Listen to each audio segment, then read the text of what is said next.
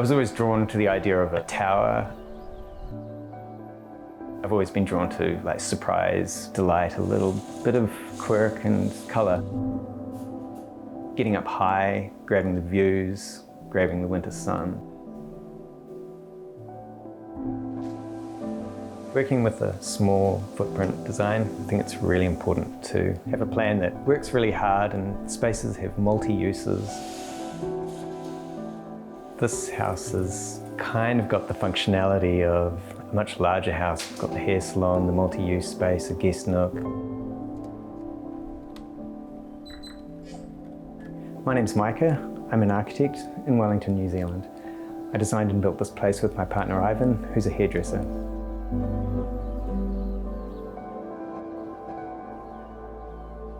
Wellington's a really special place. It's nestled in between the coast, the harbour, and these amazing hills. We're in the suburb of Brooklyn, high up on the ridgeline. We've got these beautiful views as well to the south. What's kind of amazing is that once you get up onto these hills in Brooklyn, we feel like we're a world away from the city. Back in 2017, a couple of friends bought their first home, a bungalow. I noticed they had this crumbling garage out the front. I was kind of interested in this idea of converting a garage into a house, and see Wellington is dotted around with these. Every second place has a mouldy garage. We've got 4 here, there's another one there. There are a couple on the other side of the road, and it was actually too small to get a modern car in, so it was really of no use to anyone. I was really drawn to the site, partly for the idea of living really close to my friends, but also because it was going to be a real challenge. So the influences for the house, Roger Walker is a really well-known Wellington architect from the 60s and 70s. His places are filled with life and colour, varied forms. He loves a bit of drama. When I was a kid, I got given a book by my dad, and there were sketches of his places, and Dad used to take me around and we'd try and find them on the hills of Wellington. Maybe we'd see a turret poking up through the greenery or something. The house is basically an extruded garage, and to liven up the facade and give it a bit of variety, we've played with a lot of sort of punched windows. We wanted to break up the mass of the facade also, and so we've got this wee joke window. It's just tiny and a bit of fun, really. The building's actually made out of blockwork. Blocks are really great because it's both the structure and the weather tightness all in one. They're modular, they go up quick, and they're pretty cheap. The whole house is dug into the hillside. We had to provide services to the back house, so we've got all their pipes coming down, and so we thought, let's just turn it into a cute wee fairy garden. And Ivan had the idea of using some old rocks just as steps. Yeah, kinda simple. You just go up. And yeah, we just usually use them to just do the gardening and, you know, watering the plants when it's hot. This video is sponsored by Bamboo Lab. We made a few simple fixes for our space, like this plant stand, this pegboard attachment, and these kitchen cupboard organisers, all by ourselves. Well, with a little help from the Bamboo Lab A1. Bamboo Lab's MakerWorld gives you access to thousands of ready-to-print projects. And their ecosystem also includes a large range of filaments and accessories. The A1 has a noise-cancelling feature which makes the printing virtually quiet, great for small spaces. We found this plant stand on MakerWorld. It's designed to slot neatly into an existing bookshelf. No measuring, no cutting, just more room where you didn't have it before. Nice. We also found this pegboard picture frame attachment. Now with this hook, we can finally hang our wall clock. For our kitchen, we printed a bin bag holder and a dishwasher tablet container. These can attach directly to a door, taking it from this to this. Who knew you could be so neat and organised? With tools like the Bamboo Lab A1 and the beginner-friendly experience Bamboo Lab offers, making things yourself suddenly feels a lot more doable. Curious what else you could make? Find out more via the link in the description. We needed to provide garage doors, so we've actually used a double bifold. We've stenciled some yellows and blues. It's right by the road edge and it just livens up the street. It was one of the planning requirements that we needed to provide 2 car parks. So we've built a flexible space and the primary function is Ivan's hair salon. kind of explains why we've got these triple doors here, so it can open right up and let a car in. So stepping into the entrance, we have this kind of Genkan-like space. We've added a yellow storage cabinet, a hook on the side of the doors to hang up a trampoline. And we've also got this really great mirror that we put in. It's full width and it really opens out the space and makes it feel a lot larger and bounces a bit of light. We wanted this to definitely not feel like a garage, so we've built this floating floor that can be removed. We've covered it with cork, which we laid ourselves. One of the bonuses of doing this floating floor was to use the space for some added insulation. The clock's actually Ivan's clock. We've just got this little yellow hook where we keep all our keys. I'm terrible at losing keys, so that's pretty good for me. So behind the curtain we have Ivan's hair salon, which takes up a good portion of the ground floor space. What's really great about this is there's no door, there's no hard edge between the public space and the private space. That's where I spend most days with my clients. Yeah, which is really nice because it's private, I play nice music, I usually feed them as well because I love cooking and feeding people. So it's kind of like, you know, friendly salon. We also have a laundry chute from the bedroom above, so that's pretty convenient with the washer dryer underneath. When we have friends to stay, we decamp all of the equipment from the hair salon, pull out a blow-up mattress, and we convert it into a temporary bedroom for our friends when they come and stay. The remaining part of the space is flexible, and we use it for yoga, music, and Ivan has his gym rings here. We decided we'd sacrifice 3 or 4 square meters to bring the light down from above. In doing so, we've actually gained the use of this whole ground floor. It would just be a cave otherwise. It doesn't feel like you're in the cave, basically.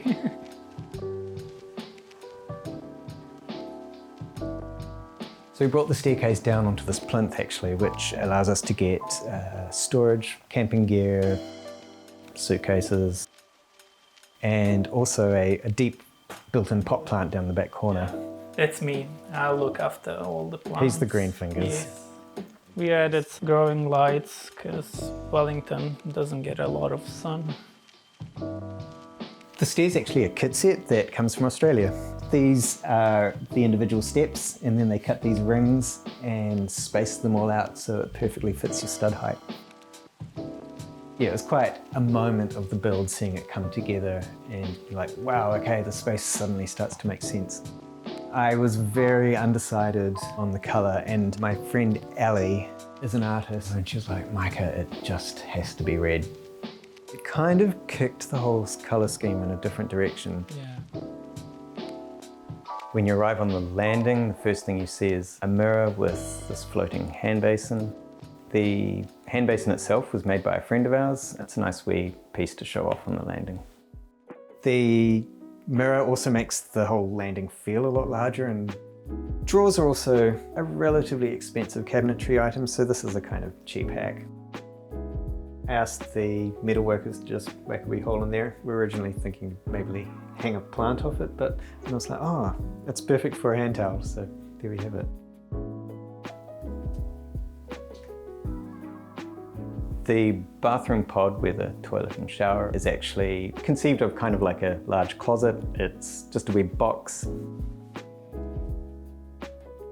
For the shower tray, we used a stainless steel tray.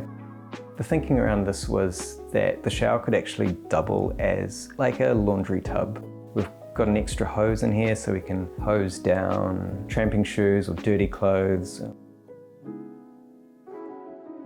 wasn't possible to get an exterior window in the shower, but instead we inserted this really small interior window which brings in secondary light from the void space. The bedroom space is a relatively small space. It's got a really low ceiling height of about 2.1 meters. And that's partly because of the planning restrictions. They were really compressing us in terms of height. But we've exposed all of the beams in the space just to give it a bit of extra height. There's no door to the bedroom. I think this really helps in a small space. The wardrobe in the room is actually a bit more than a wardrobe. It's space for our towels and our linen. The top shelf we use just for sleeping bags and jackets and seldom used items. The low bed really works well in this space. Being small, it doesn't dominate the room. It's actually been recycled from my old bed. Decided to go for a couple of integrated bedside tables, just with a simple drawer mechanism. We popped this yellow panel in here. It was actually because a sheet of plywood wasn't quite wide enough to do the whole room. So we also have a shelf for Ivan. Ivan's got a small drawer here, but on the other side is the laundry chute. It's great. We just drop things in here and it lands down at the washing machine below. I wanted to break up the mass of the main elevation, and so we introduced this little joke window. We aligned it with the radiator, so it just made a bit of sense in the room. For lighting, we have these adjustable wall lights. Using the depth of the ceiling, just adds a little bit more volume. Concrete floor was interesting. The structural engineer really wanted this to stiffen up the whole structure, but when it was done, the builders did a fantastic job of it, and they're like, well, let's just leave it. Let's just run with it. As you come up the stairs to the top floor, we have this open kitchen, living and dining space where we spend most of our time. The kitchen's divided into two parts. There's one part above the stair landing, and then there's the main bench. The main bench is treated like a piece of joinery. We've integrated all of the appliances just to make the space feel a bit calmer. We were really mindful of not having a tall, bulky, standard fridge in here. Instead, we've gone for an underbench freezer at this side and an underbench fridge. The size is really not that much less than a regular standard sized fridge. We have the same pull-outs here for the bins and that kind of thing under the sink. The dishwasher is integrated down below, and that leaves us the top portion for pots and pans. The oven we've also lowered down, partly to give us a good sized utensil and cutlery drawer. That's really handy having the hobs right there. For the bench top, we've gone for a white Corian bench, which helps tie the kitchen in with the rest of the house. Other utensil items that we use on a really regular basis, we hang them up here. The upper cupboards are just simple storage like plates, knickknacks.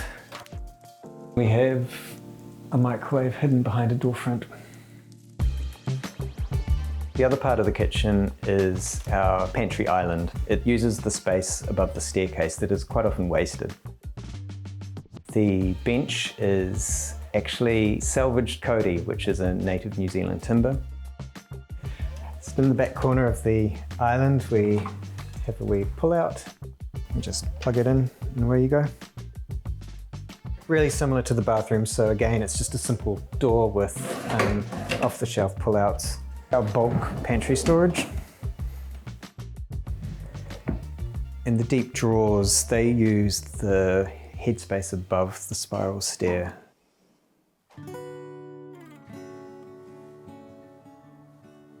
The kitchen bench extends out and forms a daybed. We have some open shelving for some pottery and some architecture books.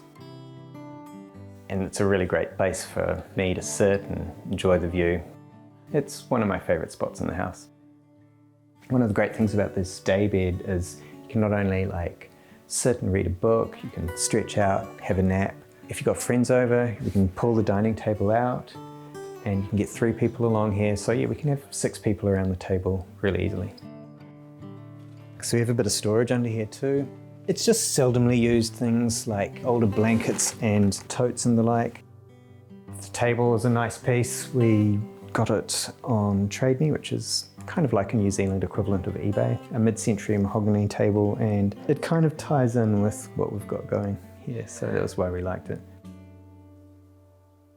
We don't have a sofa, but we have this peanut butter brownie couch. This is what we call it. It's super low, kind of like the bed.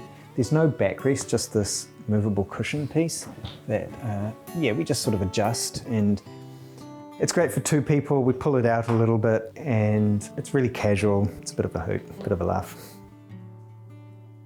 It was really important for me during the design process to bring as much winter sun into the space as possible. So we really wanted to have a good sized skylight here. We've painted the walls a deep red, which is similar in tone to the staircase, just toned down a little bit so it's warmer. We have this triple paned sliding door here and really connect the living space to the deck out the back. We have a small timber balcony area and a bridge that connects to our neighbour's garden. It was a bit of a juggle getting the levels to work. So obviously we needed to give enough height to the lower floors, and so that meant that the living space really needed to be a little bit higher than the top of the stairs. It's worked out that it's a spot where we just perch and have a drink, maybe some lunch. This cabbage tree was always here. The owners up the back had a real fondness for it, and I really wanted to keep it, so the deck's actually cut around it. Along the rear, we don't have a fence. We've instead planted these miniature bamboo, which will grow up to about 2 and a bit meters high. Again, all the succulents is definitely Ivan's territory. So the bridge was actually always part of the design. It's something nice about having a cuboid type form and then something coming off at a 45 degree from the corners. And it works really well with the topography and the way you enter the house. So this is, our connection to our friend's property. This is their main entrance and path. But also our friends, if they're coming for dinner or something, they'll just wander up this path across the bridge and into the living space directly.